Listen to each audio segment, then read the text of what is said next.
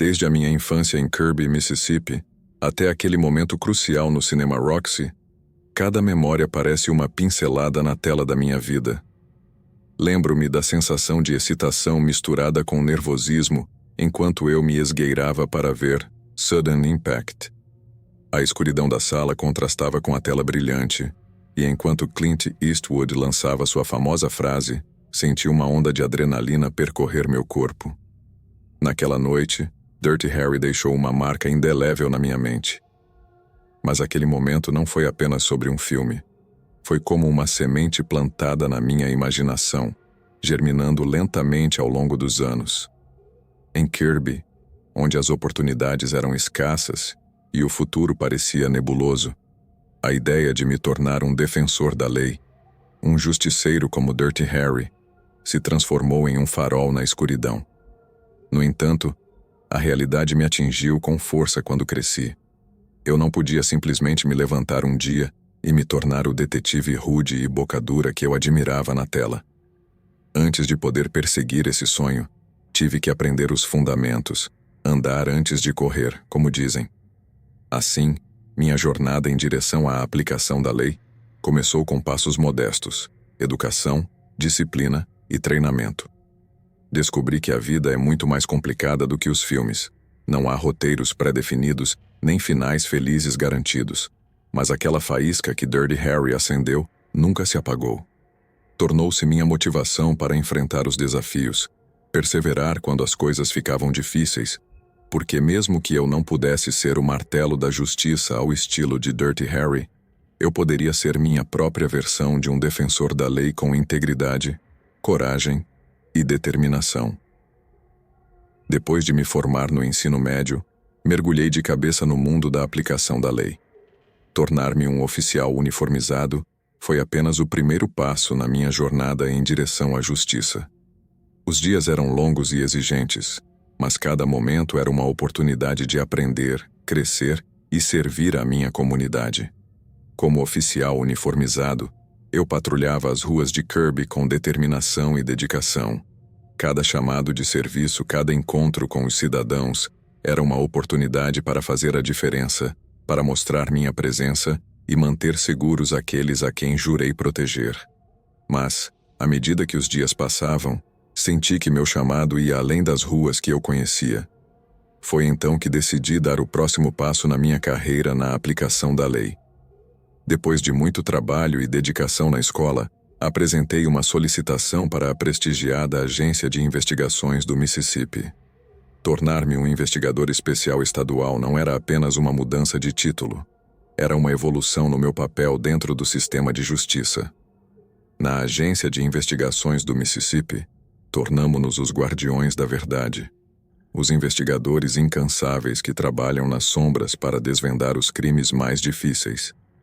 Ao contrário dos policiais de patrulha, nosso trabalho não se limita a responder a chamadas de emergência e manter a ordem pública. Somos mestres na arte da investigação, empregando técnicas avançadas e utilizando todas as ferramentas à nossa disposição para resolver casos e levar os culpados à justiça. Ser um investigador especial estadual implica uma grande responsabilidade e um nível ainda maior de autonomia. Temos a liberdade de conduzir nossas investigações da maneira que acharmos melhor, sem estarmos limitados pelas restrições de uma patrulha uniformizada. No entanto, com essa liberdade vem um peso considerável. Cada caso que assumimos é um quebra-cabeça complicado que devemos resolver, com vidas e reputações em jogo.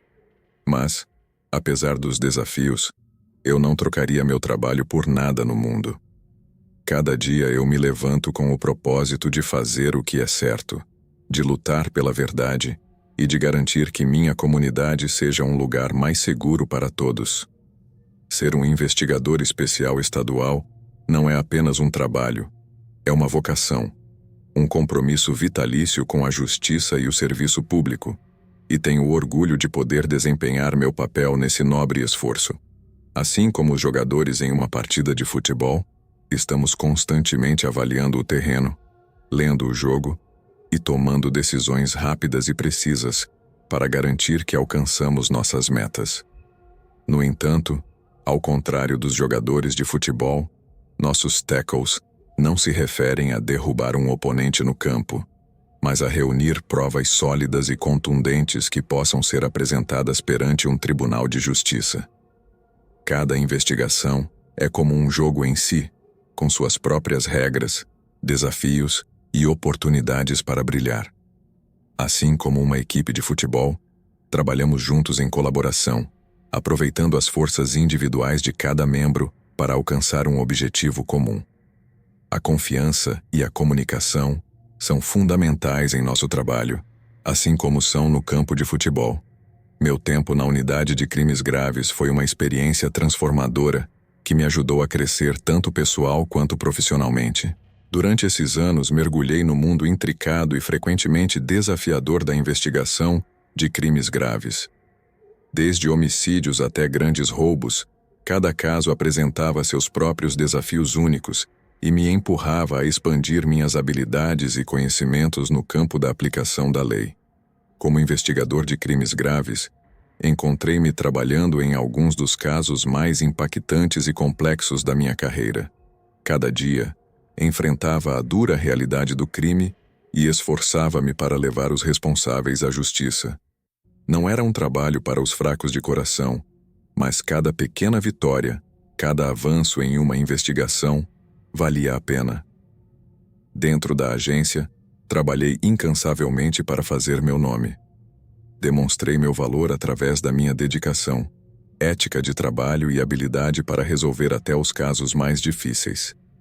Ganhei o respeito de meus colegas e superiores, que reconheceram meu compromisso com a causa e minha capacidade de enfrentar os desafios de frente. Aquele dia, no início de abril de 2003, ficou gravado na minha memória como o ponto de inflexão na minha carreira na aplicação da lei. Meu agente supervisor se aproximou de mim com uma oferta intrigante, uma oportunidade que mudaria o rumo da minha trajetória profissional. O comissário de segurança pública havia expressado seu interesse em estabelecer uma nova unidade dentro da agência de investigações, uma unidade dedicada exclusivamente a revisar e potencialmente reinvestigar os casos não resolvidos. O anúncio dessa nova unidade ressoou por toda a agência, gerando uma mistura de emoção e antecipação entre meus colegas e eu. Era um desafio emocionante e uma oportunidade de fazer a diferença em nossa comunidade. Afinal, os casos não resolvidos representavam mais do que simples arquivos arquivados. Eram famílias sem respostas, vítimas sem justiça e comunidades sem fechamento. O chefe da agência de investigações, a quem carinhosamente chamávamos de chefe, foi encarregado de liderar essa nova unidade. A criação de uma unidade dedicada a investigar casos não resolvidos era algo que muitos estados já haviam implementado com sucesso. Mas em Mississippi, essa iniciativa só se materializou oficialmente no verão de 2004. No entanto, a semente dessa ideia foi plantada muito antes, 18 meses atrás, quando o chefe da agência de investigações reconheceu a necessidade de que o estado de Bayou enviasse alguns de seus próprios oficiais para abordar essa problemática e deu luz verde a um plano piloto para colocá-lo em ação. A decisão de estabelecer essa unidade piloto foi um passo audacioso e significativo para o Departamento de Segurança Pública de Mississippi. Representou um compromisso com a busca da justiça, assim como uma oportunidade para fortalecer a eficácia e a reputação das forças da lei no estado. Como parte desse plano piloto, um grupo seleto de investigadores foi escolhido para formar a nova unidade dedicada aos casos não resolvidos. Sabíamos que estávamos embarcando em uma jornada importante e desafiadora. A ascensão na carreira profissional não se trata apenas de títulos ou reconhecimentos, mas de oferecer resultados notáveis e consistentes. Isso implica enfrentar problemas difíceis e persistentes a longo prazo, com determinação e tenacidade. Na aplicação da lei, a competição por promoções é feroz e baseada no mérito. Não basta ter um bom desempenho no trabalho diário. É necessário se destacar continuamente, demonstrar habilidades de liderança e resolver problemas de maneira eficaz. Os líderes na força policial não são apenas aqueles com anos de experiência ou conexões políticas, mas aqueles que demonstraram sua capacidade de enfrentar desafios complexos e alcançar resultados tangíveis. Durante meu tempo no serviço, aprendi que a ascensão na carreira policial não é um direito, mas um privilégio que se ganha com trabalho árduo e dedicação. Vi colegas brilhantes e talentosos passarem despercebidos porque não conseguiram obter resultados consistentes ou enfrentar desafios difíceis com sucesso. Por outro lado, vi indivíduos determinados e comprometidos ascenderem rapidamente a posições de liderança devido à sua capacidade de gerar mudanças positivas e resolver problemas de maneira eficaz. A ideia de trabalhar em casos não resolvidos era, sem dúvida, uma nobre empreitada. No entanto, em um momento crucial da minha carreira, não estava certo se era a escolha certa para mim. Sentia-me atraído pela emoção e ação de perseguir criminosos em casos ativos e resolver crimes em tempo real. Trabalhar em casos não resolvidos parecia mais adequado para um veterano da força policial, alguém com a paciência e experiência necessárias para desvendar os detalhes mais intrincados e obscuros de um caso. Para mim, naquela fase formativa da minha carreira, ansiava correr com os grandes. Minha visão do trabalho policial estava moldada pela imagem romântica de perseguir os maus, de entrar em ação e enfrentar o crime de frente. Queria estar na linha de frente, arrombando portas, perseguindo suspeitos e trazendo justiça às vítimas e suas famílias. A ideia de passar horas em um escritório revisando arquivos antigos e empoeirados não era o que eu imaginava para mim. Na minha mente, a verdadeira emoção e satisfação estavam na resolução ativa de crimes, em enfrentar o perigo e em perseguir os culpados, até que fossem levados à justiça. Queria sentir a adrenalina de uma perseguição em alta velocidade, a tensão de uma operação policial e a satisfação de ver um criminoso atrás das grades. Meu agente supervisor viu algo em mim que talvez eu não tivesse reconhecido completamente. Minha fome de sucesso e meu desejo de enfrentar desafios difíceis com determinação e dedicação. Segundo ele, essa mesma paixão e energia que eu demonstrava poderiam ser um ativo valioso na unidade de casos não resolvidos. Ele acreditava firmemente que, se eu aplicasse esse mesmo ímpeto na resolução de crimes esquecidos, poderia ter a oportunidade de avançar na minha carreira de maneiras que nunca tinha imaginado. Ele me incentivou a considerar o potencial do projeto piloto no qual estávamos prestes a embarcar. Se a unidade de casos não resolvidos se mostrasse bem-sucedida e fosse expandida, poderia haver oportunidades para ascender e liderar meu próprio time. Para alguém como eu, com ambições e sede de desafios, essa perspectiva era emocionante e motivadora. O agente supervisor me lembrou que o sucesso nem sempre é medido pela magnitude do crime ou pela quantidade de ação envolvida. Na unidade de casos não resolvidos, paciência, perseverança e atenção meticulosa aos detalhes eram igualmente importantes. E se eu pudesse demonstrar meu valor nesse ambiente, poderia abrir portas para oportunidades de liderança e crescimento profissional que, de outra forma, seriam inatingíveis. A ideia de liderar meu próprio time dentro da unidade de casos não resolvidos me empolgava. Seria uma oportunidade de liderar e motivar outros, de compartilhar minha experiência e conhecimento e de contribuir de maneira significativa para a missão da unidade. Além disso, seria um teste da minha capacidade de enfrentar desafios em grande escala e de lidar com a responsabilidade adicional que vem com a liderança. Após a conversa com meu agente supervisor, senti-me mais tranquilo e confiante sobre a decisão de me juntar à unidade de casos não resolvidos. Seu apoio e encorajamento foram fundamentais para dissipar minhas dúvidas e despertar meu interesse por essa nova oportunidade profissional. Com renovada confiança em minhas habilidades e no potencial da unidade, decidi aceitar o convite e colocar meu nome como voluntário para fazer parte da equipe. Pouco depois de dar esse passo, Recebi a emocionante notícia de que havia sido selecionado para me juntar à primeira unidade de casos não resolvidos da Agência de Investigações do Mississippi. Foi um momento de grande excitação e antecipação, tanto para mim quanto para meus colegas, que também foram escolhidos para fazer parte dessa iniciativa pioneira. A primeira reunião oficial da Unidade de Casos Não Resolvidos foi um marco importante em nossa jornada. Realizada em uma das salas de conferências de nossa sede distrital, a atmosfera estava cheia de energia e entusiasmo. Reunimos-nos com o chefe da agência de investigações, bem como com outros líderes do departamento, para discutir os objetivos e a visão da unidade, bem como para atribuir casos e estabelecer procedimentos operacionais padrão. Nosso trabalho na unidade de casos não resolvidos era fundamentalmente um processo meticuloso e detalhado.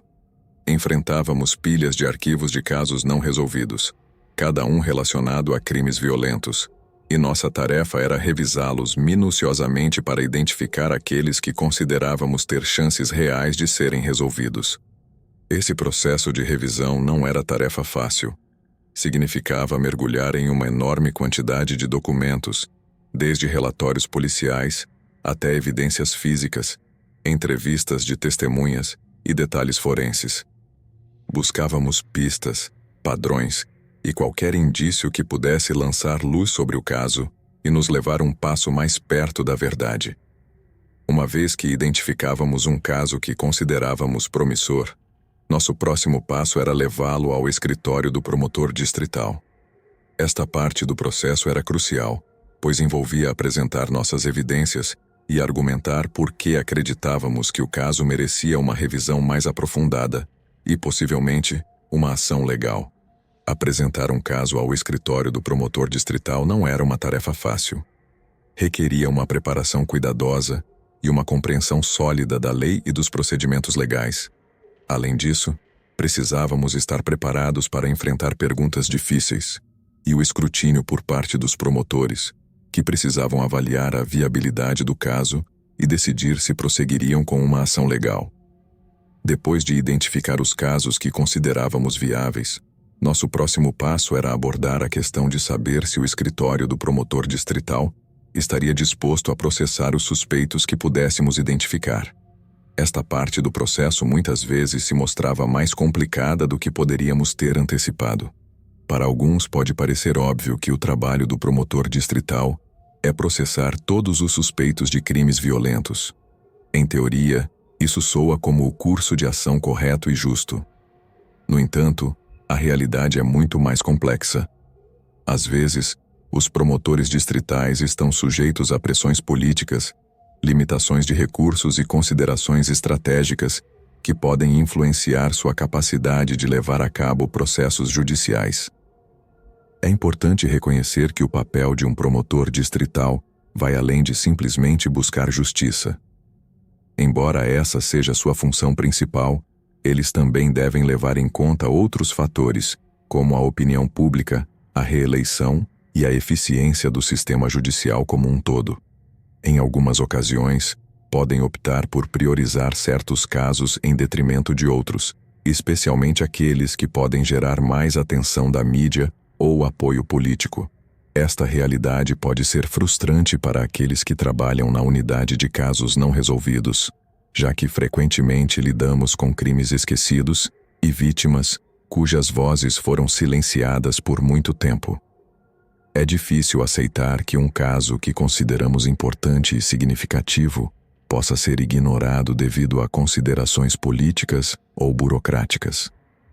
No entanto, em certo sentido, posso entender as complexidades envolvidas nas decisões dos promotores distritais. Afinal, seu objetivo final é servir a comunidade e buscar justiça da maneira mais eficaz possível. Embora possa ser desanimador ver que um caso de décadas atrás é deixado de lado em favor de outros mais urgentes, também é importante reconhecer a necessidade de priorizar os recursos disponíveis para abordar os crimes que representam uma ameaça imediata à segurança pública. A atitude que frequentemente encontramos em nosso trabalho na unidade de casos não resolvidos se revelou uma fonte constante de frustração. Embora o propósito original de estabelecer essas unidades fosse precisamente eliminar obstáculos burocráticos e agilizar o processo de investigação de casos, na prática, nos deparamos com uma série de desafios e barreiras que pareciam contradizer esse propósito. Em vez de encontrar um ambiente de trabalho ágil e colaborativo, ficamos presos em um labirinto de procedimentos administrativos e protocolos lentos. Muitas vezes, éramos obrigados a selar nossos casos antes mesmo de podermos começar a trabalhar neles, o que resultava em um processo prolongado e frustrante que dificultava nosso avanço nas investigações. Este sistema, em vez de facilitar nosso trabalho, parecia atrapalhar, retardando o progresso e gerando frustração entre os membros da equipe. Nos víamos lidando com uma enorme quantidade de papelada, formulários e procedimentos que consumiam tempo e recursos valiosos, sem necessariamente contribuir de forma significativa para o avanço de nossas investigações. Além disso, a rigidez dos processos burocráticos frequentemente nos impedia de nos adaptar a situações cambiantes ou tomar decisões rápidas e eficazes no campo. Sentíamos que estávamos amarrados pela burocracia, incapazes de agir com a agilidade e flexibilidade necessárias para enfrentar os desafios e oportunidades que surgiam no curso de nossas investigações. Apesar das frustrações e obstáculos burocráticos que enfrentamos em nosso trabalho, na unidade de casos não resolvidos, cada vez que conseguíamos superar esses desafios e obter o selo necessário para prosseguir com nossa investigação, sentíamos um renovado senso de determinação e propósito. Uma vez que tínhamos o selo de aprovação, significava que tínhamos luz verde para avançar com nossa investigação. Se contássemos com evidências sólidas do arquivo do caso e tivéssemos identificado um suspeito viável, então todos os sistemas estavam a todo vapor. Lançávamo-nos de cabeça na tarefa de coletar provas adicionais, entrevistar testemunhas, realizar análises forenses e seguir qualquer pista que pudesse nos levar mais perto da verdade. Era um momento emocionante e cheio de possibilidades. Sentíamos-nos empoderados pela oportunidade de fazer um impacto real e duradouro na busca de justiça para as vítimas e suas famílias. Cada caso que investigávamos representava uma oportunidade de fazer a diferença e levar os responsáveis à justiça, e estávamos determinados a aproveitar ao máximo essa oportunidade. O caso que enviei ao promotor distrital envolvia uma Jane Doe, que foi encontrada no condado de Marshall, em 1993. Seu corpo foi descoberto por um homem que havia parado ao lado da estrada para urinar. Ele parou sua caminhonete e foi em direção às árvores para ter um pouco de privacidade, e então notou 2 sacos de lixo de aparência forte jogados perto da base de uma árvore. O homem disse que pensou que algum idiota estava jogando lixo e planejava jogar os sacos na traseira de sua caminhonete para poder descartá-los quando voltasse à cidade. Mas, à medida que se aproximava, começou a sentir aquele cheiro muito repugnante, mas estranhamente familiar. O homem não deu mais um passo em direção àqueles sacos de lixo, pois sabia o que havia neles pelo cheiro, quase exatamente como seu velho gato depois que seus pais tiraram seu cadáver infestado de vermes do espaço sob sua casa de infância. O homem dirigiu de volta para casa, ligou para a polícia e disse que tinha um mau pressentimento sobre os 2 sacos de lixo que havia visto. Logo depois, um oficial da patrulha rodoviária estava isolando a cena, preparando-se para a chegada das equipes forenses. O corpo de Jane Doe havia sido desmembrado e colocado em 2 sacos de lixo. Suas pernas e braços estavam em um saco e o resto do corpo no outro, exceto a cabeça, as mãos e os pés, que estavam faltando. Estima-se que ela tinha entre 17 e 25 anos quando foi assassinada, enquanto abrasões nos joelhos e na parte inferior das costas sugeriam que ela ganhava a vida como prostituta. Marcas em seus braços e marcas de injeções ao redor da virilha sugeriam um uso prolongado e habitual de narcóticos, mas tivemos que esperar pelo relatório toxicológico para saber até que ponto o uso de drogas estava presente no momento de sua morte. Jane Doe Tinha altos níveis de oxicodona e demerol em seu sistema, mas também testou positivo para cocaína, metanfetamina e quantidades surpreendentemente altas de um psicodélico sintético conhecido como 2CB. Durante a investigação que se seguiu, 2 dos meus colegas agentes de crimes maiores isolaram um rastro de pegadas de botas que levavam da estrada próxima até o local do despejo e vice-versa. Elas não pertenciam ao motorista da caminhonete que havia encontrado os sacos de lixo e não pertenciam a nenhum dos oficiais que chegaram primeiro ao local. As pegadas dessas botas tamanho 12 constituíam uma das únicas provas viáveis com que eles tinham que trabalhar, mas naquele momento foram consideradas muito importantes. Eram botas da marca Red Wings, o calçado favorito do assassino em série George Jones, que já estava cumprindo prisão perpétua pelo assassinato de 3 prostitutas ao longo dos anos 80 e início dos anos 90. Quando o corpo de Jane Doe foi encontrado em 1993, os investigadores originais do caso acreditaram que ela foi uma das vítimas de Jones e fizeram todo o possível para incriminá-lo em seu julgamento em 1998, creio eu. No entanto, depois de revisar esses arquivos de casos, percebi que havia 2 inconsistências importantes entre os assassinatos de 1992, 1994 e Jane Doe, do ano intermediário. Primeiro, uma das provas usadas para condenar George Jones foi o tacômetro de seu caminhão. Simplificando, essas medidas indicam o quanto um motor está trabalhando e foram usadas contra Jones para demonstrar que ele mentiu sobre os desvios em sua rota de caminhão designada. No entanto, quando se tratava do assassinato de Jane Doe, o tacômetro de Jones correspondia à rota que ele afirmava estar dirigindo, uma que o afastava do condado de Marshall durante o período em que se acreditava que o corpo de Jane Doe havia sido abandonado. Sempre houve a possibilidade de que Jones tivesse trocado seu tacômetro pelo de outra pessoa na tentativa de encobrir seus rastros. Mas se fosse esse o caso, por que ele se tornaria esperto apenas em um dos assassinatos em vez dos 4? A segunda inconsistência envolvia o método de descarte. As vítimas de 1992 e 1994 haviam sido mutiladas extensivamente, mas foi um frenesi selvagem, uma espécie de mutilação sem rima ou razão, exceto no caso de Jane Doe. A remoção de sua cabeça, mãos e pés não havia sido feita com precisão cirúrgica, mas marcou a única maneira em que seu corpo foi profanado, e o desmembramento só começou depois que ela foi assassinada.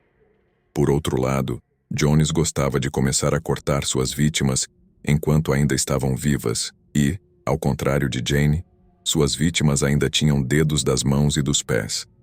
No julgamento, a promotoria descreveu o assassinato de 1993 como a tentativa de Jones de mudar seu modus operandi, em parte como uma forma de se divertir e, em parte, para despistar a polícia. Mas sua defesa apontou a evidência do tacômetro e apresentou um argumento tão forte em favor de sua inocência que o júri só encontrou Jones culpado de 3 acusações de assassinato em 1º grau e não das 4 originais. Eles estavam simplesmente felizes por terem conseguido uma condenação. Embora o caso de Jane Doe permanecesse oficialmente não resolvido, acreditava-se que alguém, em algum momento, ligaria conclusivamente seu assassinato a George Jones e o caso finalmente poderia ser encerrado. Afinal, Jones usava um tamanho 12 das mesmas botas, exatamente o mesmo tipo que deixou as pegadas de botas na cena. Tinha que ser ele, mesmo tipo de vítima, mesma localização, apenas uma ligeira variação no modus operandi. Mesmo que o júri não pudesse ver, crimes maiores achavam que tinham o cara certo. Assim, embora o caso de Jane Doe permanecesse oficialmente não resolvido, ninguém se sentia tão mal por arquivá-lo como um caso não resolvido, já que o homem que provavelmente a matou estaria apodrecendo na prisão pelo resto da vida. Agora, aqui é onde eu dobrei as regras apenas um pouco. O promotor nunca teria aprovado minha reabertura do caso até que eu tivesse um suspeito viável, e insinuei fortemente que seria eu quem finalmente fecharia a lacuna de investigação entre Jones e Jane Doe. O único problema era que eu não pensava que Jones fosse o nosso cara. Jones era um homem de QI baixo que lutava com prostitutas viciadas em metanfetamina e sua própria culpa. Ele podia esconder o uso de metanfetamina de sua esposa e filhos, e erroneamente pensava que também podia esconder sua infidelidade, mas ao assassinar as prostitutas que ansiava após seus excessos de metanfetamina, Jones descarregava todo o seu ódio contra essas pobres garotas. Ele as cortava, as pisoteava e queria fazê-las sofrer por tentá-lo. Mas a maneira como Jane Doe foi desmembrada foi quase clínica. Sabia que seria um risco arriscar-me assim, mas algo na maneira como o caso foi tratado na primeira vez simplesmente me incomodou. Jane Doe foi tratada como um peão em um jogo de xadrez, uma peça descartável e uma condenação bem-sucedida, e achei que ela merecia algo muito melhor. Então trabalhei duro para que o caso fosse aprovado e finalmente me permitiram começar a fazer meu trabalho.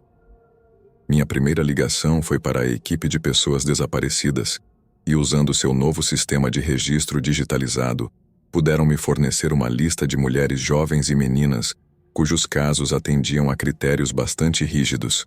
As meninas tinham que ser loiras, ter entre 17 e 25 anos e ter sido declaradas desaparecidas entre os anos de 1988 e 1993. Pelo aspecto de seu corpo, Jane Doe havia consumido drogas e se prostituído por um longo tempo antes de seu assassinato. Então pedi aos agentes especiais de pessoas desaparecidas que levassem isso em consideração em sua busca. Lamentavelmente, as prostitutas raramente são relatadas como desaparecidas, se é que são. Então tudo o que podia fazer era esperar que alguém, em algum lugar, sentisse falta de Jane Doe o suficiente para ter apresentado um relatório de pessoa desaparecida. Uma vez que eu tinha todos os meus relatórios, tudo o que tinha a fazer era entrar em contato com o maior número possível de famílias para perguntar se suas filhas tinham alguma tatuagem, cicatriz ou marca de nascença distinta. Então eu poderia cruzar essas respostas com fotos da autópsia que eu tinha à disposição e, com sorte, encontrar uma identificação.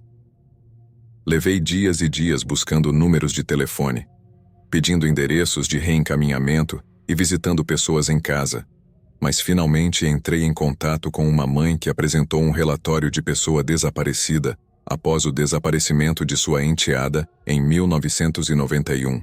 A enteada era do primeiro casamento de seu marido, mas ela adorava a menina, como se fosse de sua própria carne e osso, e ficou devastada quando ela desapareceu. A menina era compatível fisicamente com Jane Doe, e quando perguntei se ela tinha alguma marca ou característica distinta em seu corpo, sua mãe me falou de uma pequena cicatriz logo acima do cotovelo em seu braço direito. A cicatriz era o resultado de alguma desventura de infância, e quando verifiquei as fotos da autópsia, lá estava. Jane Doe tinha uma pequena cicatriz logo acima do cotovelo direito. Agora, isso não era uma prova conclusiva de que Jane Doe era a mesma enteada desaparecida, já que os braços de uma pessoa são um dos lugares mais comuns onde haverá cicatrizes. Mas o que forneceria uma prova concreta de sua relação, e portanto sua identidade, seria um teste de DNA. Como sendo sua enteada, não fazia sentido testar a mãe. Tampouco havia testes para o pai, pois ele havia abandonado a família alguns anos antes, possivelmente devido ao estresse do desaparecimento de sua filha.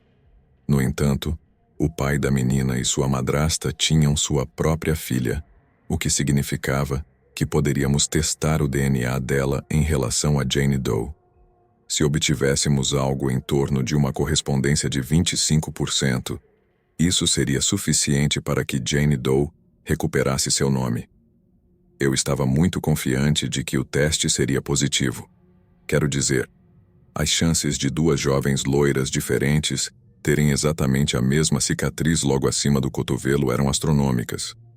Também mostrei à madrasta um recorte da foto da autópsia e ela afirmou estar 99% certa de que a cicatriz acima do cotovelo pertencia à sua enteada.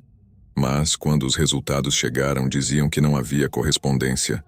Havia uma correspondência de 0% entre as duas supostas meias-irmãs, o que, à primeira vista, significava que Jane Doe não poderia ser a enteada desaparecida da mulher. Se fosse, como já expliquei, o teste teria resultado em uma correspondência de cerca de 25%. É desnecessário dizer que fiquei incrivelmente desapontado, pois tinha um pressentimento tão forte de que Jane Doe era a enteada desaparecida, e foi por isso que os resultados desses testes foram um verdadeiro golpe para minha confiança. Se eu tivesse uma foto da mão da enteada, algo que eu pudesse usar para comparar essas duas cicatrizes, teria mudado tudo. Mas eu não tinha, e sem ofensa à madrasta, não estava disposto a confiar em sua memória falível, em um teste preto no branco que dizia, simples e claramente, não corresponde. Fui forçado a considerar outras opções, então, continuei trabalhando e entrando em contato com as famílias de mulheres jovens desaparecidas no estado do Mississippi. Mas de vez em quando, voltava a enteada desaparecida, perguntando-me como diabos algo que parecia tão certo deu errado. E foi assim que, depois de muito pensar, comecei a fazer algumas perguntas muito estranhas, a saber, e se não houvesse correspondência entre as duas meias-irmãs, porque a que estava desaparecida não era realmente filha biológica de seu pai? Supostamente ela era do primeiro casamento dele, e sua madrasta não tinha motivos para duvidar do que seu marido estava dizendo. Mas e se isso fosse uma mentira? Naquele momento, não tinha ideia de por que o pai poderia mentir sobre algo assim. No entanto, havia pelo menos uma explicação inocente para isso. A menina desaparecida poderia ter sido adotada em tenra idade. Talvez seu pai adotivo não quisesse que ela soubesse disso. Então decidiu manter em segredo até um momento mais apropriado. Afinal, ele e sua nova parceira escolheram ter um filho juntos rapidamente. E com o conhecimento de seus antecedentes adotivos, poderia adicionar tensão a uma situação já estressante. Mas, e se houvesse alguma outra razão pela qual o pai havia mentido sobre as origens de sua primeira filha? Não é uma perspectiva saudável, mas perguntei à mulher se ela já havia conhecido a primeira esposa de seu marido desaparecido. Ela disse que não, que havia falecido pouco depois de dar à luz a sua filha, e que seu marido afirmava que a memória era tão dolorosa que preferia não revisitar. Isso me levou a investigar um pouco os antecedentes do pai, apenas para ver se havia algum registro de adoção em seu nome. No entanto, não havia um único documento com o nome do suposto pai em nenhum lugar do sistema. Então voltei para a madrasta e perguntei se ela havia guardado alguma documentação antiga de seu marido, em particular algo com seu número de seguro social. Ela disse que não havia muita documentação, mas que tinha seu segundo número de segurança social escrito em algum lugar. Ela achava que poderia precisar dele durante o processo de divisão do patrimônio de seu falecido marido, mas descobriu que não precisava, e estava muito feliz em me passar. Uma vez que tivesse um número de seguro social, poderia executá-lo através dos bancos de dados de adoção estaduais. Se aparecesse uma correspondência dele adotando uma menina da idade de Jane Doe, então minha teoria voltaria à normalidade. Mas frustrantemente não deu uma correspondência. Durante o processo de investigação ao pesquisar o número de seguro social, descobri algo que abriu o caso por completo. O número de seguro social não correspondia ao nome do pai desaparecido, e, em vez disso, surgiu um nome completamente diferente quando o passei pelo sistema informático do Estado. Sabia que estava no caminho certo quando apareceu um nome diferente, mas esse nome também não correspondia a nenhum dos registros de adoção do Estado. No entanto, o nome tinha antecedentes criminais anexados e, embora fosse muito breve, foi muito importante para a investigação. Os antecedentes criminais incluíam uma acusação de exposição indecente e uma acusação de tentativa de sequestro de menor. De acordo com o meu programa, esse cara cumpriu apenas 6 de uma sentença de 11 anos por tentativa de sequestro e depois simplesmente desapareceu.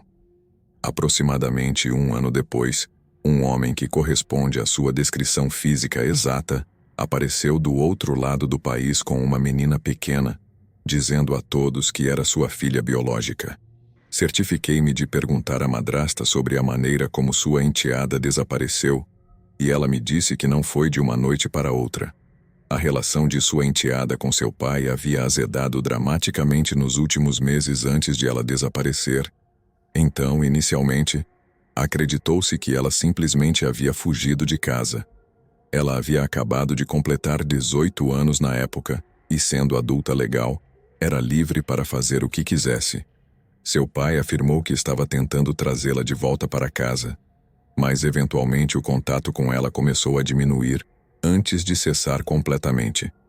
Sua madrasta mencionou o quão difícil foi para ela convencer seu marido a apresentar um relatório de pessoa desaparecida. Ela disse que relatar seu desaparecimento se sentia como uma derrota para ele. Reconhecer que ela estava em perigo fazia-o sentir como se tivesse falhado como pai. Levou muitos meses para convencê-lo, mas finalmente eles apresentaram um relatório ao Departamento de Polícia de Hattiesburg. A medida pareceu esmagá-lo, e cerca de 6 meses depois, ele abandonou sua esposa e filha mais nova, deixando apenas uma nota que dizia: "Sinto muito." Perguntei quando isso foi, se ela podia lembrar a data da partida de seu marido. Ela me disse que foi em agosto de 1993, sexta-feira 13, para ser exato. Ela se lembrava como se fosse ontem, e nos segundos após mencionar a data, senti um pensamento me atingir bem entre os olhos, como uma bala de compreensão. O corpo de Jane Doe foi encontrado no sábado, 14 de agosto de 1993, no dia seguinte após o marido dessa mulher ter partido misteriosamente. Foi ele quem a fez desaparecer, ele quem a matou e ele quem se livrou de seu corpo ao lado da estrada. Saí da casa daquela mulher com uma cara de pôquer que poderia ter rivalizado com a de um profissional de $1 milhão. O pressentimento de que seu marido desaparecido havia assassinado sua enteada e uma sensação impulsionada pela apresentação do relatório de pessoa desaparecida que me deu uma das corazonadas mais fortes que já senti em toda a minha carreira na aplicação da lei.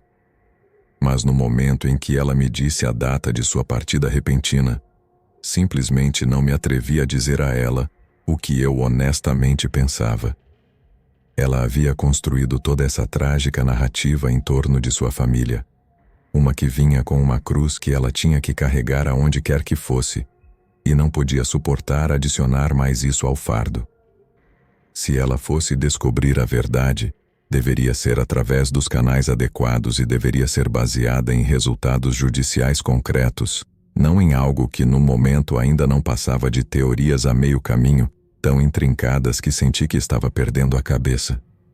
Como posso sequer começar a dizer a alguém que seu marido se casou com ela sob uma identidade falsa, que sua suposta filha poderia ter sido vítima de sequestro e que não só era um suspeito potencial em seu desaparecimento, mas também em seu eventual assassinato?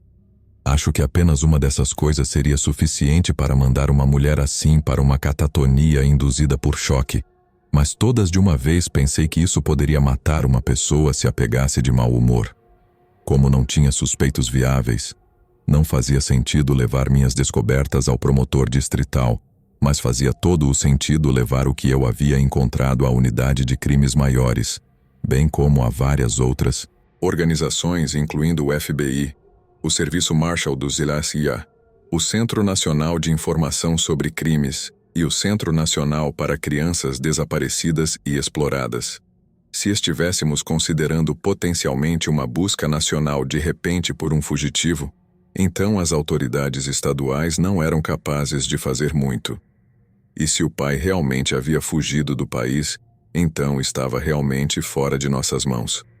Depois disso, simplesmente voltei a fechar o caso e o coloquei de volta na pilha com todos os outros casos não resolvidos, e tentei encontrar um que resultasse em uma condenação real, e não apenas uma entrada no site dos mais procurados pelo FBI. A unidade de casos não resolvidos foi criada para fechar casos e obter resultados. Idealmente aqueles em que os investigadores estão perto de conseguir, a poucos passos de resolver o caso.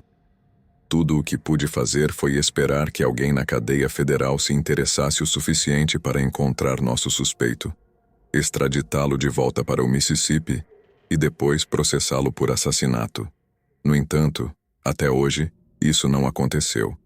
Trabalhei em muitos casos mais, alguns bons, outros ruins, mas nunca mais ouvi falar de Jane Doe do condado de Marshall e nunca compartilhei meus pensamentos ou sentimentos com sua madrasta, como se dizer a ela não fosse certo colocar esse tipo de peso sobre ela, especialmente quando tudo se resumia a teorias. Agora, trabalho no Centro de Informação Criminal do Estado e faço algo muito mais lento e menos extenuante do que trabalhar em velhos casos não resolvidos. Sinto falta do meu tempo na unidade. Parece que eram os velhos tempos antes de realmente perceber que de fato eram os velhos tempos. Mas não sinto falta de casos como o de Jane Doe, porque é impossível sentir falta de algo que tem que ser deixado para trás, algo que tem que desaparecer ou mudar de alguma forma. Mas a vida de Jane Doe, sua morte, sua história, sempre estarão comigo. Aceitei isso agora, e por mais que eu gostaria de ver seu assassino levado à justiça antes de voltar para Deus, também aceitei que para algumas pessoas a justiça é um luxo que simplesmente nunca poderão desfrutar. Meu nome é Andrew, sou de Witness, no noroeste da Inglaterra, e sou um grande admirador do canal. Meu interesse pelo crime é profundo e duradouro. Fico fascinado em compreender os meandros da mente criminosa, os motivos por trás dos delitos e as complexidades da aplicação da lei. Embora minha carreira não me tenha levado diretamente ao serviço policial, dediquei os últimos 22 anos da minha vida trabalhando no campo da segurança privada e das investigações. A indústria da segurança privada na Inglaterra oferece uma ampla gama de oportunidades para aqueles interessados em se tornarem detetives particulares. Ao contrário de algumas jurisdições onde se exige experiência policial prévia, na Inglaterra, o processo para obter uma licença como detetive particular é bastante acessível. Tudo começa com a obtenção de uma licença da Autoridade da Indústria de Segurança. Este passo inicial envolve cumprir certos requisitos e procedimentos estabelecidos pela autoridade competente. Uma vez obtida a licença, abre-se a porta para iniciar uma carreira como investigador particular com licença completa. No entanto, obter a licença é apenas o primeiro passo. Também é necessário completar cursos de treinamento relevantes, projetados para fornecer aos aspirantes a detetives particulares as habilidades e conhecimentos necessários para conduzir investigações de maneira eficaz e ética. Esses cursos podem abranger uma variedade de tópicos, desde técnicas de investigação e coleta de provas até aspectos legais da profissão. Uma vez concluído o treinamento e obtida a licença, os detetives particulares estão prontos para iniciar sua carreira no campo da investigação privada. Este campo oferece uma ampla variedade de oportunidades, desde investigações corporativas e comerciais até casos de infidelidade conjugal e disputas familiares. O interessante de se tornar um detetive particular na Inglaterra é a diversidade de casos e situações com que se pode deparar, desde a investigação de fraudes financeiras até a vigilância encoberta e a recuperação de ativos. Cada dia pode apresentar novos desafios e oportunidades para aplicar as habilidades e conhecimentos adquiridos. Agora, não me interpretem mal. Durante anos considerei a possibilidade de me tornar um oficial de polícia. A ideia de servir a comunidade e trabalhar para tornar o mundo um lugar mais seguro sempre me atraiu. No entanto, quando finalmente chegou o momento de tomar uma decisão, enfrentei a dura realidade dos horários antissociais e dos salários surpreendentemente baixos que caracterizavam a profissão. Fui forçado a repensar minhas opções e considerar cuidadosamente meu futuro. Optei por trabalhar em diversos empregos ocasionais durante alguns anos, tentando encontrar meu caminho e refletindo sobre o que realmente queria fazer com minha vida. Foram anos de busca e autodescoberta, durante os quais explorei diferentes campos laborais e estilos de vida. No entanto, nenhuma dessas experiências conseguiu capturar minha paixão da maneira que o ideal de servir e proteger como oficial de polícia havia feito. Foi durante meus 20 e poucos anos que finalmente tive uma nova ideia: ingressar no mundo das investigações privadas. A ideia de trabalhar em um ambiente mais flexível e com a possibilidade de lidar com uma variedade de casos intrigantes me atraiu de imediato.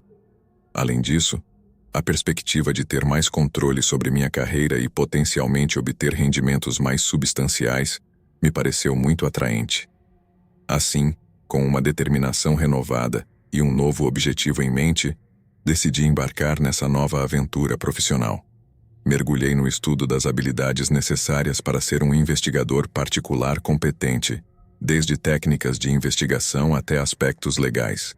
Embora o caminho não tenha sido fácil, cada passo que dei nessa direção confirmou minha convicção de que estou no caminho certo para alcançar meus objetivos e realizar meu potencial profissional.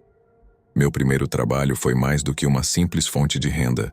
Foi uma experiência de aprendizado de 12 meses que moldou minha carreira de maneiras que eu nunca teria imaginado. Embora o salário fosse modesto, não me preocupava muito com as finanças graças aos complementos que recebia do Departamento de Trabalho e Pensões. Isso me permitiu concentrar-me em absorver tudo o que pudesse da oportunidade que se apresentava. Trabalhar durante aquele ano foi como mergulhar em um oceano de conhecimento e habilidades. Meu chefe, um ex-membro destacado do Departamento de Investigação Criminal, tornou-se meu mentor e guia. Sua vasta experiência e conhecimento do ofício se tornaram uma fonte inestimável de ensinamentos para mim. Cada dia era uma oportunidade para aprender algo novo. Seja sobre técnicas de investigação, procedimentos legais ou simplesmente sobre como navegar no mundo complexo e desafiador das investigações privadas.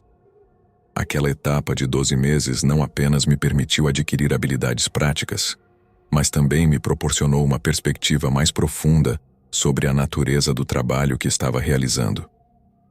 Compreendi que ser um investigador particular não se trata apenas de resolver casos, mas também de entender as complexidades da condição humana, ser empático com as pessoas que buscavam ajuda e ser diligente na busca da verdade, mesmo quando esta se mostrava difícil de encontrar.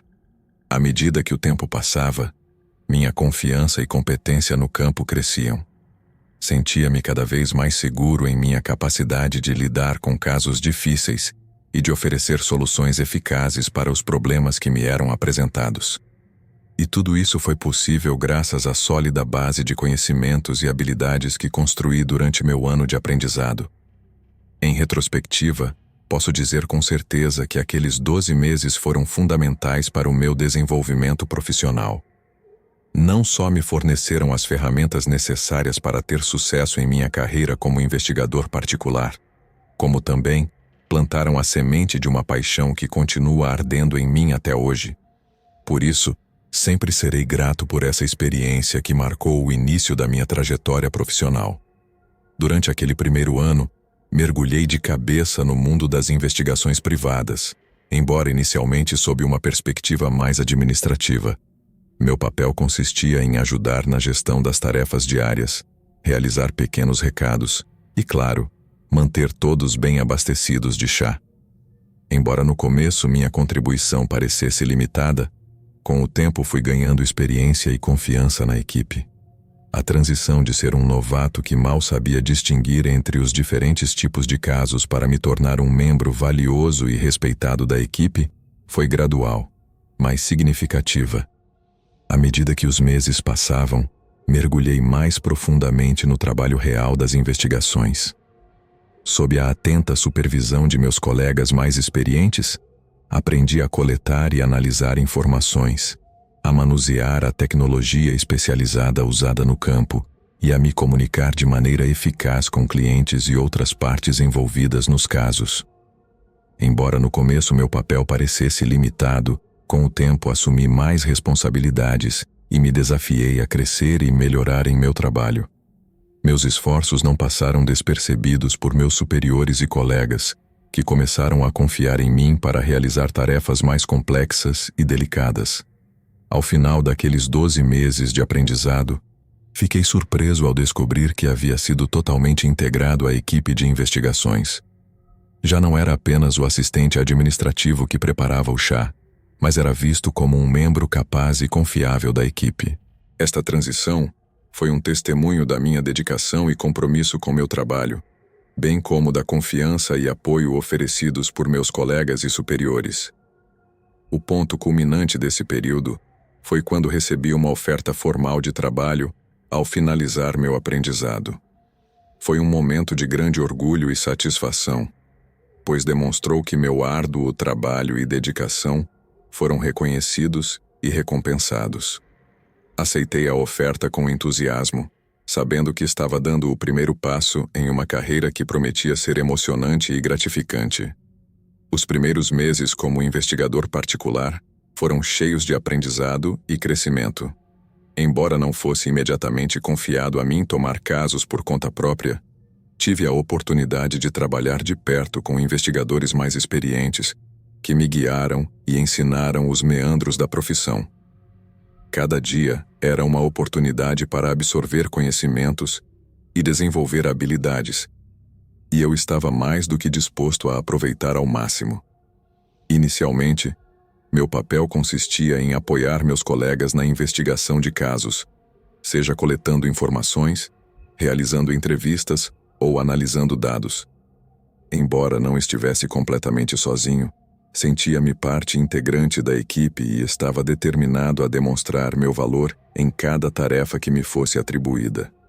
Com o tempo, comecei a assumir mais responsabilidades e a trabalhar em casos de maneira mais independente, embora sempre sob a supervisão e orientação de investigadores mais experientes.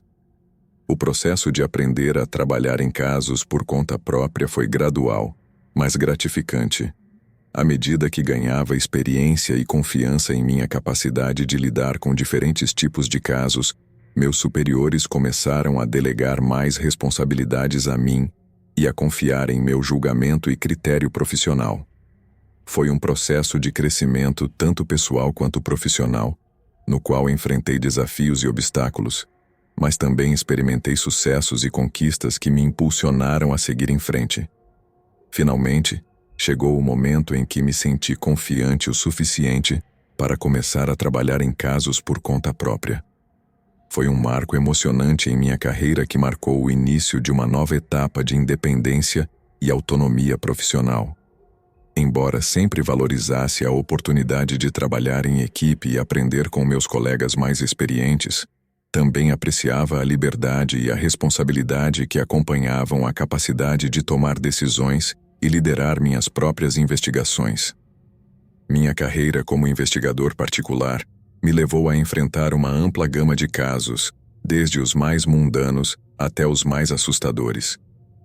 Passei por momentos de intensa pressão e estresse, bem como por outros mais monótonos e rotineiros.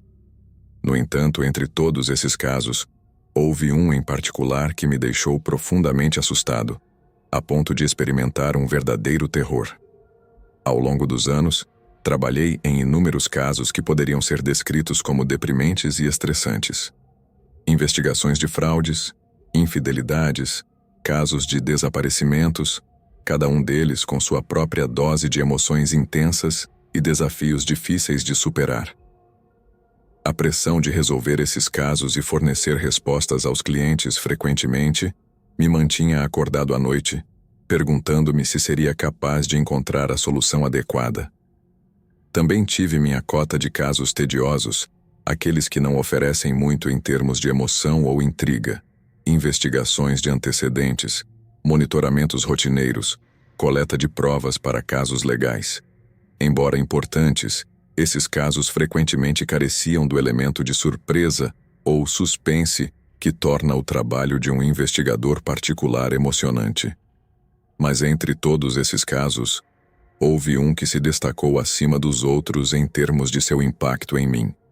Foi um caso que me deixou verdadeiramente assustado, além do que eu já havia experimentado antes em minha carreira. Um dia, a empresa para a qual eu trabalhava recebeu uma ligação de uma mulher cujo filho adulto havia desaparecido por pouco menos de 1 ano. Originalmente, ele desapareceu por aproximadamente 4 meses. Depois, sua mãe recebeu uma mensagem de texto do telefone dele, dizendo que estava bem, mas que queria um novo começo em outro lugar. Ele disse que lamentava ter preocupado as pessoas, mas que era algo que ele precisava fazer e que estaria em contato sempre que pudesse. A mulher disse que sabia que seu filho estava passando por um momento difícil, mas que estava devastada com a notícia de sua partida repentina e inesperada. Isso não era completamente fora do comum. Ele havia fugido de casa quando era adolescente para tentar morar com seu pai biológico, mas percebeu que, quando viu a realidade de como ele vivia, também fugiu para dormir no colchão de reposição de um amigo. Ele era um adolescente problemático, então não era como se fugir fosse completamente fora do comum para ele. O problema surgiu quando sua mãe tentou ligar para ele para falar ao telefone. A princípio, ela disse que entendia que ele não quisesse falar porque ele disse que o som de sua voz a emocionaria demais. Mas depois, com o passar do tempo, a recusa dele em falar ao telefone se tornou muito suspeita. Ela já estava em contato com a polícia naquele momento, e seu filho era oficialmente uma pessoa desaparecida quando ele voltou a entrar em contato. Mas então, no momento em que ela informa a polícia que esteve em contato com seu filho, ele é retirado do registro de pessoas desaparecidas. Mas a mãe estava tão ansiosa para compartilhar a boa notícia que não pensou em fazer o trabalho preliminar em termos de confirmar que era realmente seu filho. E quando percebeu que algo suspeito estava acontecendo, teve que voltar a entrar em contato com a polícia, que naquele momento parecia convencida de que era tudo um grande melodrama familiar. Ela teve que ligar para eles meia dúzia de vezes apenas para que colocassem o filho novamente no registro de pessoas desaparecidas. E ainda assim, claramente não a estavam levando muito a sério.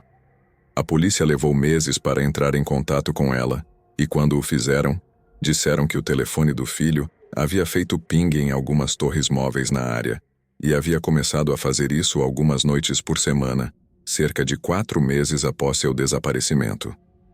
A mãe foi mostrada no mapa onde essa área estava, e lhe perguntaram sobre isso. Ela pensou que ele tinha que estar naquela área e não tinha ideia de que a polícia estava monitorando. Então, quando ela olhou ao redor dessa área e descobriu que era um pequeno cruzamento com algumas lojas e um bar, os oficiais perguntaram aos clientes de cada um se tinham visto o rapaz, e embora as pessoas nas lojas de kebab e roupas de cama não tivessem ideia de quem ou onde ele estava, alguns dos clientes do bar disseram que o haviam visto por lá algumas vezes no passado. Eles não tinham ideia de quando. Apenas disseram que ele parecia familiar e que definitivamente o viram sentado no bar bebendo uma cerveja de vez em quando. Isso era uma boa notícia na superfície, mas como a polícia corretamente disse, o jovem não seria retirado do registro de pessoas desaparecidas até que alguém idealmente tivesse contato físico cara a cara com ele. Falar com ele por telefone ainda não excluía a possibilidade de que ele estivesse em perigo de alguma forma. A escravidão moderna ainda existe nas cidades de todo o Reino Unido e pode não ser tão simples e óbvia quanto se poderia esperar. Então, mesmo que o filho assegurasse à mãe que estava bem, a polícia disse a ela para continuar enviando mensagens de texto e tentando ligar para ele até que ele revelasse sua localização. Enquanto isso, os agentes da equipe de pessoas desaparecidas continuariam a procurá-lo. Mas cada vez mais tempo passava e, no final, parecia que não estavam conseguindo resultados. A mulher foi informada de que, embora o caso de seu filho obviamente permanecesse aberto, com sua foto e perfil em seu site, a polícia desviaria recursos da busca pelo filho dela. Não estavam abandonando o caso, nem muito menos, mas o fato é que havia casos mais urgentes que precisavam de atenção imediata. Um dos membros da equipe de pessoas desaparecidas revisitaria o caso de vez em quando, mas além disso, havia pouco mais que podiam fazer. Foi aí que entrei na situação. Quando meu chefe me designou a tarefa de localizar o filho dessa mulher, já que o último lugar onde parecia ter sido visto foi o bar, Pensei que seria melhor começar por lá para poder conversar com alguns dos clientes. Não tenho certeza do que esperava, para ser honesto. Tudo o que sabia era que era um bar. Mas deixe-me dizer-lhe que existem bares familiares e depois há alguns como o que tive que visitar quando estava trabalhando neste caso. Não é o tipo de lugar onde levaria seus filhos para almoçar no domingo. Já estive em alguns bares suspeitos em meu tempo, mas este foi o pior de todos. Aparentemente, a polícia disse à mãe do rapaz que as pessoas que bebiam lá eram muito cooperativas, mas quando o visitei, percebi que deviam ter se comportado muito bem. Em primeiro lugar, no momento em que entrei no pequeno pátio, um grupo de 4 rapazes que estavam do lado de fora fumando pararam de falar, se viraram para me olhar e depois me estudaram em silêncio e com atenção. Quando passei por eles, dei um rápido "Bom dia, rapazes". Mas eles não responderam e continuaram me olhando de forma intimidadora enquanto eu abria a porta e entrava. Houve quase uma repetição do ato enquanto eu caminhava até o bar. Não foi exatamente um momento de virar todas as cabeças, mas senti olhos suficientes para sentir um pouco de medo de palco enquanto caminhava até o bar e pedia uma limonada. A primeira coisa que o barman me perguntou foi se eu era policial e, para ser justo, não só pedi como tal, mas também parecia um, já que estava vestido com o meu traje de trabalho. Disse-lhe que não era policial, mas estava lá para fazer algumas perguntas se ele tivesse tempo para falar.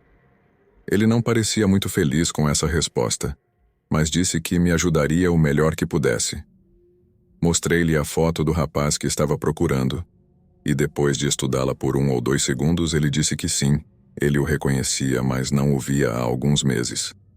No entanto, acrescentou que não era o único barman que trabalhava lá e que os outros poderiam tê-lo visto mais recentemente.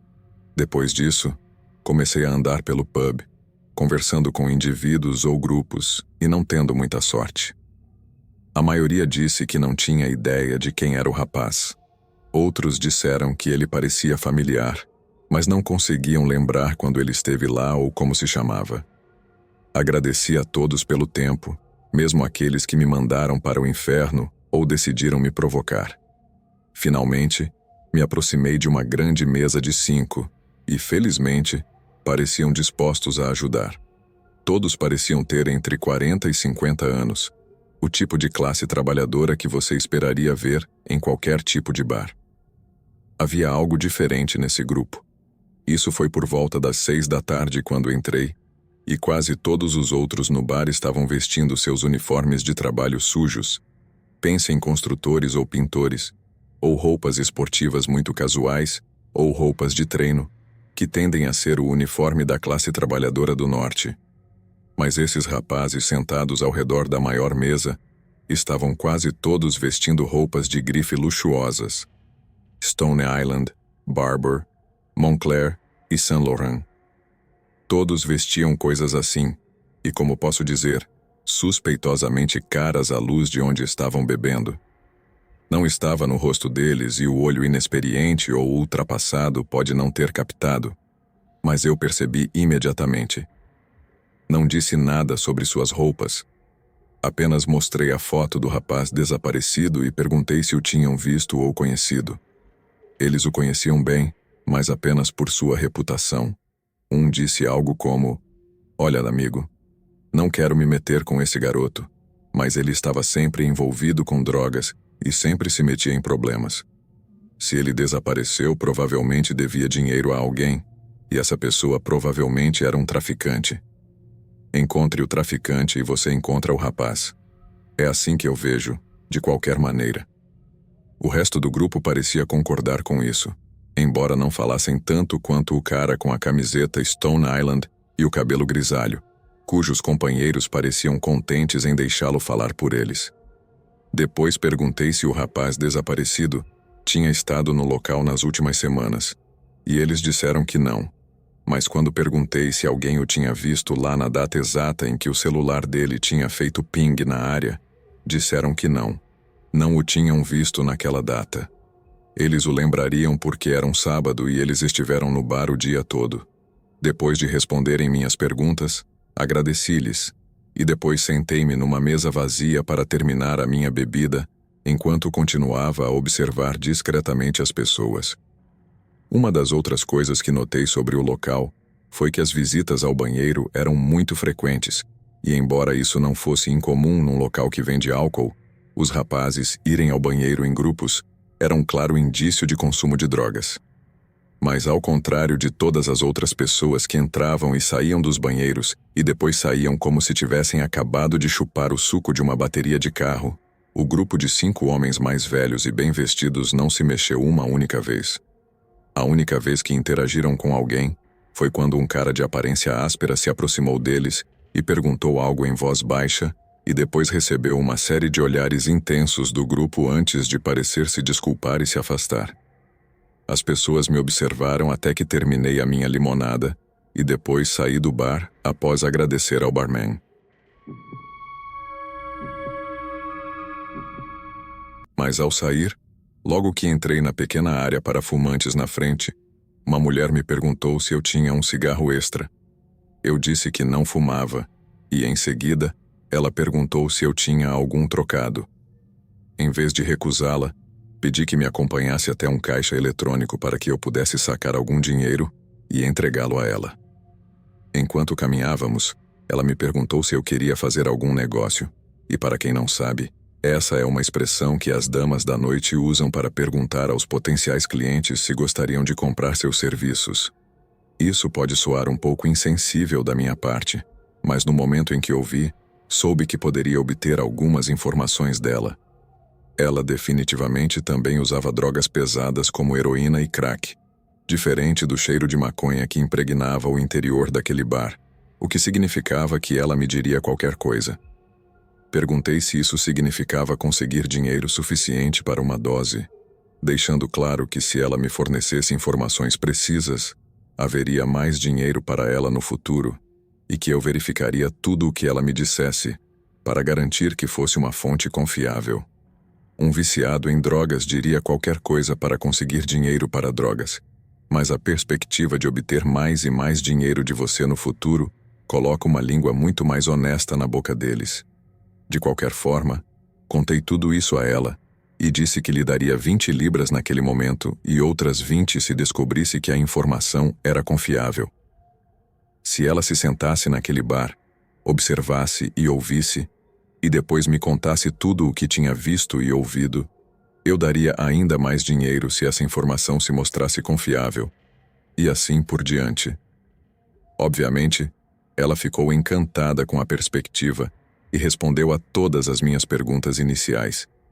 Isso confirmou minhas primeiras suspeitas de que os 5 bem-vestidos eram atores importantes na cena local de drogas. Embora nunca fizessem nenhum negócio real, deixavam isso para alguns subordinados que também estavam por lá. O rapaz desaparecido costumava entrar e comprar drogas, e da última vez que a garota viciada o viu, houve algum tipo de discussão ou briga entre ele e um dos traficantes de nível médio. Perguntei se ela já tinha mencionado isso a alguém mais, e ela disse que não. A única outra pessoa que lhe perguntou foi um policial, e ela estava em público na hora. Então manteve-se firme e afirmou que não tinha visto o rapaz desaparecido. Como você pode imaginar, isso foi uma grande descoberta que ninguém tinha mencionado antes. O rapaz desaparecido teve algum tipo de desacordo com alguém e, como qualquer detetive que se preze te dirá, pessoas com quem alguém teve discussões são exatamente o tipo de pessoas com quem você quer falar depois que alguém desaparece. O único problema foi que eu já havia estado farejando por lá uma vez e percebi que as pessoas não haviam agido com tanta naturalidade quanto agiriam se eu não estivesse presente para vê-las. Basicamente descobri minha cobertura, o que em qualquer outra situação poderia ter sido um grande erro. Mas eu tinha meu informante interno, meus olhos e ouvidos, e só tinha que esperar que as informações que ela me fornecesse fossem tão precisas quanto eu esperava. Peguei o número de telefone dela e disse o que fazer. Então mantive contato com ela por mensagem de texto nos dias seguintes. Ela sabia qual era seu trabalho, e eu lhe passei uma instrução crucial. Não pergunte sobre o tipo que desapareceu. Não pergunte nada. O que ela tinha que fazer era manter os ouvidos abertos e estar atenta a qualquer comportamento incomum ou suspeito. Quando nos encontramos, Ela me contou exatamente o que havia acontecido na última meia hora antes do bar fechar à noite. Outra pessoa bem vestida havia aparecido e se juntado aos demais para uma cerveja rápida. Minha informante estava no bar, sentada de lado para não despertar suspeitas, mas ouvindo tudo o que tinham a dizer. Quando o recém-chegado se sentou, houve uma breve troca de cumprimentos, e em seguida, um deles disse em voz baixa: "Há um cara perguntando por você sabe quem?" O recém-chegado perguntou se mantiveram a história. Então um dos outros apenas acenou com a cabeça, e isso foi tudo. Mudaram de assunto depois disso. Perguntei se disseram mais alguma coisa o resto da noite, e minha informante disse que não. Então, por mais que eu apreciasse a informação, não me serviu de muito, além de confirmar minhas suspeitas de que estavam envolvidos de alguma forma no desaparecimento do rapaz. A garota pediu mais dinheiro, e eu disse que lhe daria algo, mas só em alguns dias para que ela tivesse a oportunidade de ouvir mais coisas. E ela concordou, mas disse que queria uma compensação adequada pelo seu tempo, ao que concordei relutantemente. Alguns dias depois, liguei para ela, esperando que tivesse algumas novidades, mas, para minha profunda decepção, não tinha. Basicamente, ela me disse que estava fazendo o melhor que podia, que havia seguido minha regra de não fazer perguntas, mas não tinha ouvido nada relacionado a mim ou ao caso da pessoa desaparecida que eu estava investigando. Como eu disse, fiquei desapontado, mas lhe disse que se conseguisse ouvir qualquer coisa, ainda poderia me chamar. Isso não era o que ela queria ouvir. Ela começou a contar uma triste história sobre como precisava de dinheiro, como poderia estar ganhando dinheiro de outra maneira. Mas em vez disso, tinha estado sentada no pub agindo como espiã para mim. Lembrei a ela que era exatamente o tipo de informação que eu queria saber e depois lhe dei algumas libras extras após ela me assegurar que o que estava dizendo era verdade. No caminho para casa, comecei a juntar as peças. Percebi que havia muitas chances de que o velho telefone flip pertencesse à pessoa desaparecida e que o traficante estivesse tentando usar o telefone para enganar a mãe, fazendo-a acreditar que seu filho estava vivo e bem. Se eu fosse um policial, poderia obter um mandado, entrar no bar e revistar tudo na hora, mas não havia absolutamente nenhuma maneira de eu fazer isso como investigador particular. Então, tive que pensar fora da caixa. A primeira coisa que fiz foi entrar em contato com a mãe do rapaz desaparecido e perguntar se seu filho havia entrado em contato com ela nos últimos dias. Ela disse que não tinha ouvido nada dele em semanas e que ele ainda se recusava a atender quaisquer chamadas telefônicas. Mas, do meu ponto de vista, o traficante poderia estar usando o telefone de baixa tecnologia do rapaz desaparecido para assegurar a outras pessoas, como amigos e familiares, que não precisavam procurá-lo. Basicamente, eu ainda achava que estava em algo. Então, parei de me barbear por uma semana, vesti algo muito mais casual e decidi começar a visitar o lugar de vez em quando para observar os traficantes bem vestidos em sua mesa de 5. Eu tinha os números do rapaz desaparecido há muito tempo. Quando peguei o caso pela primeira vez, tentei ligar várias vezes, mas uma de 3 coisas geralmente acontecia. O telefone não tocava, tocava até cair na caixa postal, ou alguém desligava ativamente. Mas isso me deu uma ideia. De vez em quando, passava pelo pub, vestindo minhas roupas casuais, boné de beisebol e minha barba desleixada. Sentava discretamente em um canto e mantinha os olhos na mesa dos 5 traficantes. Só fazia isso durante as horas de pico para não chamar muita atenção. Mas sempre que fazia, pegava meu telefone, discava o número do rapaz desaparecido e ligava enquanto observava discretamente a mesa dos traficantes. Deve ter feito isso 5 ou 6 vezes, e cada ligação ia direto para a caixa postal. Mas uma noite o telefone começou a tocar. Não tinha o telefone exatamente no ouvido, estava fora de vista, mas pude ver que ainda estava dizendo discando, em vez de se conectar e ir para a caixa postal. Então, olhei para a mesa dos traficantes e, eis que, o pequeno de cabelo grisalho colocou a mão no bolso, olhou algo escondido lá, e quando voltei a olhar para meu celular, a ligação havia caído na caixa postal. A tela havia mudado de discando para o pequeno relógio que conta quanto tempo durou uma chamada telefônica. Então, desliguei a ligação. Tentei de novo, e mais uma vez, o cara menor colocou a mão no bolso da jaqueta, mas dessa vez tirou do bolso em vez de apenas olhar e colocou de volta no bolso. Não só minha segunda ligação foi rejeitada, como a terceira não se conectou de jeito nenhum. Ele desligou o telefone do rapaz desaparecido bem na minha frente. 1 minuto depois, estava sentado no meu carro, tentando desesperadamente entrar em contato com a detetive encarregada da investigação policial. Tinha o telefone de trabalho dela e sabia que trabalhava nos fins de semana, mas eram 20h30 de um sábado, então tudo o que consegui foi a caixa postal dela também. Deixei uma mensagem dizendo que tinha algo muito importante para discutir com ela e que entraria em contato novamente na segunda-feira de manhã para garantir que a encontraria. Ela me ligou na tarde seguinte e, quando o fez, contei tudo o que havia visto no bar. Deixei muito clara minha teoria de que algo terrível havia acontecido ao filho desaparecido dela e que esse traficante, em particular, estava usando o telefone para convencer as pessoas de que ele estava vivo. Os relatos de que ele foi visto no bar após o desaparecimento eram falsos e foram emitidos pelos responsáveis por seu desaparecimento, e com toda probabilidade pelo assassinato desse pobre rapaz.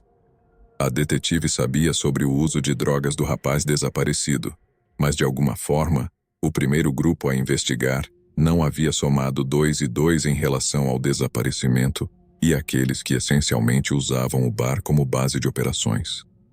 O local havia sido tratado como um lugar onde a polícia poderia encontrar o rapaz desaparecido, quando na verdade era o mesmo lugar onde ele desapareceu. Sinceramente, senti que havia desvendado o caso e, a princípio, a detetive pareceu achar o que descobri muito convincente. Mas então, passaram-se cerca de 3 semanas e liguei novamente para ver como as coisas estavam progredindo e não tinham se movido nem 1 centímetro. A polícia não estava preparada para atacar um cara só, porque ele tinha um velho telefone flip, especialmente quando o rapaz desaparecido poderia tê-lo trocado por drogas antes de seu desaparecimento. Ela também me disse que se o cara estivesse se passando pelo filho desaparecido ou morto dessa mulher, isso era extremamente cruel, mas não havia nenhuma lei no país que o proibisse. Nem sequer constituía assédio, já que o cara obviamente não estava fazendo tentativas sustentadas de contatar a mãe do rapaz desaparecido, e a menos que tentasse enganá-la para tirar dinheiro ou algo assim, não havia chance de acusá-lo de fraude. O cara era um canalha, não havia dúvida de que estava lucrando com a miséria alheia, mas isso não o colocou no radar das pessoas desaparecidas ou da criminalidade por enquanto, de qualquer maneira. Sentiu-se como um soco no estômago, embora todo aquele trabalho fosse descartado como se fosse uma teoria maluca que eu tinha acabado de tirar do meu traseiro. As pessoas envolvidas no desaparecimento desse rapaz, seja por assassinato, encarceramento falso ou simplesmente ameaçando-o para que desaparecesse, estavam sentadas ali mesmo naquele pequeno pub imundo, dia após dia, e era uma completa injustiça. Num mundo ideal, a polícia poderia simplesmente revirar suas casas, encontrar o telefone e qualquer outra evidência que os ligasse ao desaparecimento do rapaz e depois jogar o maldito livro. Mas, infelizmente, esse não é o mundo em que vivemos.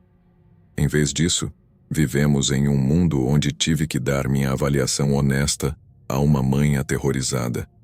E isso foi algo que a deixou completamente desamparada. Não lhe disse que achava que seu filho estava morto, apenas que tinha certeza de que algo ruim havia acontecido e que os homens bem vestidos no pub eram de alguma forma responsáveis. Ela me agradeceu entre lágrimas e então nosso tempo trabalhando para ela chegou ao fim. Em todos os casos em que trabalhei, esse é o que mais ficou gravado em mim e acho que é óbvio o porquê. Estive tão perto de descobrir o que aconteceu com aquele rapaz, e o fato de termos que parar onde paramos e partir com a esperança de que a polícia fizesse algo me deixou tão frustrado que, na hora, quis arrancar meus cabelos. Ainda fico irritado ao pensar nisso mesmo depois de todos esses anos, e espero que talvez eu leia no jornal ou ouça nas notícias. Sei que não receberei nenhum crédito se a polícia finalmente resolver esse caso, mas não estou pedindo nada. Apenas espero que algum dia a mãe de um rapaz desaparecido obtenha as respostas que merece. Nunca me aconteceu nada suficientemente assustador para justificar escrever sobre isso. Não me entenda mal, sou muito grato por isso. Mas sempre me senti um pouco culpado por ouvir tantas histórias de outras pessoas, sem realmente oferecer uma. Mas então, tive uma ideia. Se não tivesse minhas próprias experiências sobre as quais escrever, simplesmente escreveria sobre as de outra pessoa. Agora, não ia bater de porta em porta e implorar para que as pessoas me contassem suas experiências mais traumáticas e assustadoras. Só disse a mim mesmo que esperaria a oportunidade certa. Se alguma vez ouvisse uma história ou uma pequena anedota que fosse digna de ser contada, pediria permissão à pessoa, escreveria tantas notas quanto possível e depois enviaria para você, na esperança de que a história se tornasse um vídeo algum dia. Bem, meu plano finalmente se concretizou no último Natal. Foi uma ocasião memorável, não só pelas festividades típicas da temporada, mas também por um encontro casual que tive durante uma viagem para visitar uma parte distante da minha família. Como parte de uma família grande e dispersa, é comum que ocasionalmente eu me encontre com parentes que mal conheço ou que nunca havia visto antes. É surpreendente como, em meio à alegria e ao alvoroço das festas de fim de ano, você pode se encontrar com conexões familiares inesperadas. Foi durante uma reunião familiar, enquanto compartilhávamos anedotas e risadas ao redor da mesa, que me encontrei com o autor desta história. Acontece que estávamos trocando anedotas familiares quando, de repente, ele mencionou um primo de segundo grau mais velho que ele tinha. Imagine minha surpresa quando ele me apresentou a ele. Lá estava este homem de aparência imponente e idade suficiente para ser meu avô, mas, de acordo com as complexidades da nossa árvore genealógica, era tecnicamente meu primo. Esses momentos em que a genética e as relações familiares te pegam de surpresa, não é? Mas decidi simplificar as coisas para minha própria sanidade e o etiquetei mentalmente como meu tio. Embora, para ser justo, a relação em si era tão distante que nem tinha cruzado minha mente em anos. Então, imagine esta cena. Estamos numa reunião familiar, daquelas em que você mal conhece metade das pessoas que estão lá, e eu, tentando fazer a coisa certa, decido iniciar uma conversa cordial com um simples olá. Mas a coisa fica interessante quando minha tia, num surto de inspiração, decide compartilhar com o mundo que estou interessado em assassinos em série e coisas do tipo. Sim, assim como você ouviu. Naquele momento, minha primeira reação foi um rápido intercâmbio de olhares com minha tia, que basicamente dizia: "Por que diabos você mencionou isso? Não acha que foi um pouco estranho?" Lá estava eu, tentando causar uma boa impressão e, de repente, me encontro etiquetado como o entusiasta dos crimes mais sombrios. Sim, é verdade que tenho um certo interesse por crimes e por tudo relacionado ao mundo do mistério e da investigação criminal, mas o que talvez não tenha sido mencionado naquele momento é que meu interesse não era apenas um hobby aleatório, mas também um traço que eu compartilhava com meu tio. E quem era meu tio, você pergunta? Bem, acontece que durante nada menos que 50 anos, ele havia servido como patrulheiro do estado de Wisconsin, com uma carreira que abrangia desde perseguir ladrões até resolver crimes nos cantos mais remotos do estado. Mas isso não foi tudo. Pouco antes de sua merecida aposentadoria, ele deu uma guinada em sua carreira e se tornou um detetive particular, mergulhando ainda mais no mundo do crime e da investigação. Então, você pode ver agora por que minha tia achou que seria uma boa ideia compartilhar esse pequeno detalhe na nossa conversa. No final, descobri que meu interesse por crimes era mais do que uma mera curiosidade passageira. Era parte de uma tradição familiar enraizada na experiência e no conhecimento profundo do campo da aplicação da lei. Imagine minha emoção ao perceber que tinha a oportunidade de falar com alguém que havia passado décadas trabalhando na força policial.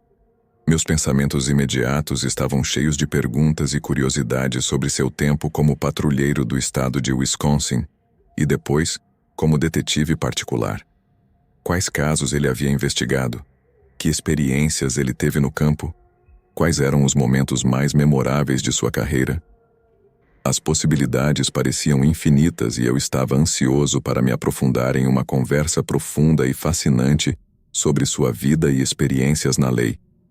Para alguém como eu, que sempre sentiu uma espécie de fascínio pelo trabalho policial, mas nunca teve uma conexão pessoal com ele, essa revelação foi como abrir uma porta para um mundo completamente novo e emocionante. Não me ocorreu imediatamente que talvez pudesse arrancar uma ou duas histórias dele. Mas quando começamos a falar sobre algumas das experiências mais memoráveis, soube que era apenas questão de tempo, antes de reunir coragem para perguntar qual era a coisa mais assustadora ou arrepiante que ele havia encontrado durante seu tempo na aplicação da lei. Tinha uma sensação bastante boa de que qualquer coisa que ele me dissesse seria intensa o suficiente para escrever uma história. Quero dizer, você não dedica meio século a algo como a aplicação da lei sem encontrar algumas coisas bem complicadas. Naquele momento, o que ele me contou me assustou mais do que eu jamais poderia ter imaginado e veio de um lugar tão remoto quanto eu jamais teria pensado. Então, quando perguntei pela primeira vez, ele suspirou antes de uma expressão muito pensativa aparecer em seu rosto, como se houvesse tantos incidentes que ele não pudesse simplesmente escolher um. Começou contando sobre alguns acidentes de carro graves que havia visto, do tipo em que uma família feliz e afortunada de 4 membros é aniquilada, enquanto o bêbado que os enviou para uma vala em chamas sai apenas com alguns cortes e hematomas. Depois contou sobre algumas cenas de assassinato com as quais teve o azar de se deparar, como o cara que teve os braços pregados a uma parede para que as pessoas de quem ele roubou pudessem torturá-lo até a morte. Ele disse que foi a pior coisa que já viu na vida, que lhe revirou o estômago, mas nojo, e por extensão, horror são emoções muito diferentes do medo, explicou meu tio. Disse que quando era patrulheiro estadual, não havia muita coisa que o assustasse. Onde quer que fosse, estava armado, e se alguma vez se metesse em problemas, algumas palavras em seu rádio fariam aparecer um pequeno exército com algumas escopetas e armas. Ele tinha medo de criminosos violentos, mas podia se defender e, o mais importante, tinha um distintivo e todo aquele respaldo para dissuadir qualquer um de mexer com ele. Tudo isso desapareceu quando se tornou investigador particular. Ele pôde manter a arma, mas isso era tudo que tinha. Se metesse em problemas, sua única opção era ligar para o 911 como um cidadão comum e esperar que alguns de seus antigos colegas de trabalho chegassem a tempo. Primeiro, o departamento de polícia de Milwaukee nem sequer se deu ao trabalho de dizer a alguém que estavam fazendo isso, e quando deram a desculpa de que não tinham espaço suficiente, um cara disse que ficou estupefato. Isso era algo que sempre incomodava meu tio. Ele também ficou incomodado quando soube pela primeira vez. Quero dizer, ele tinha experiência na aplicação da lei, lembra? E sabia que todos os departamentos destruíam arquivos antigos de provas.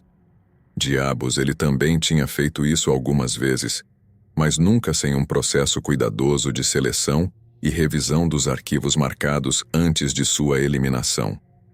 A ideia de que poderiam destruir provas de um caso sem solução, quando tais casos certamente seriam reabertos, era uma perspectiva muito assustadora.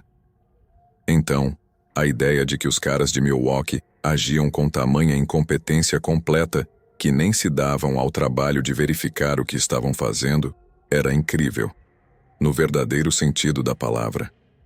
Pessoalmente, também me parece extremamente suspeito que a polícia de Milwaukee simplesmente não parecesse interessada em responsabilizar os responsáveis. Todos os altos escalões do momento em que os arquivos foram destruídos teriam entre 70 e 80 anos, ou o que quer que seja, mas ainda assim, o departamento apenas deu de ombros como se fosse um erro honesto. Para ser perfeitamente franco, muita gente, inclusive eu, acha que não houve nada de honesto nisso. Eles tiveram que selecionar esses arquivos de casos individualmente e tiveram que fazer isso manualmente. Não é como se acidentalmente selecionassem excluir tudo ou algo assim. Como existe o perigo de fazer ao lidar com caixas de entrada de e-mails. Eles tiveram que escolher cada um, dar uma olhada e depois jogá-lo na pilha marcada para destruição. Como meu tio colocou, ou tinham caras trabalhando para eles que eram idiotas demais para serem deixados soltos, ou um grupo de policiais corruptos que marcavam deliberadamente casos sem solução para destruição. Não sei se isso me torna um otimista eterno ou um cínico podre, mas simplesmente não acredito que haja gente por aí que seja realmente tão burra. Realmente odeio parecer um teórico da conspiração, mas não consigo evitar pensar que os arquivos de assassinatos sem solução selecionados para destruição tinham algo em comum, ou pelo menos algo sobre eles, que alguém não queria que as pessoas soubessem. Pense nisso. A evidência de DNA se torna uma coisa, e então, de repente, um monte de arquivos de casos desaparece, quase como se alguém não quisesse que suas provas fossem examinadas com uma técnica tecnológica nova, mas confiável. No início pensei que fosse uma resposta um pouco estranha. Afinal, meu tio tinha visto todo tipo de tragédia louca, violenta e horrível. Mas depois de ter algum tempo para realmente refletir sobre isso, acho que concordo com ele. Supõe-se que os policiais devem nos proteger, e acho que, para a grande maioria deles, isso é exatamente o que querem fazer quando se levantam pela manhã. Mas a ideia de que há policiais que não só são ineficazes ou incompetentes, mas que ativamente acobertam criminosos perigosos e violentos, é a coisa mais assustadora que consigo imaginar.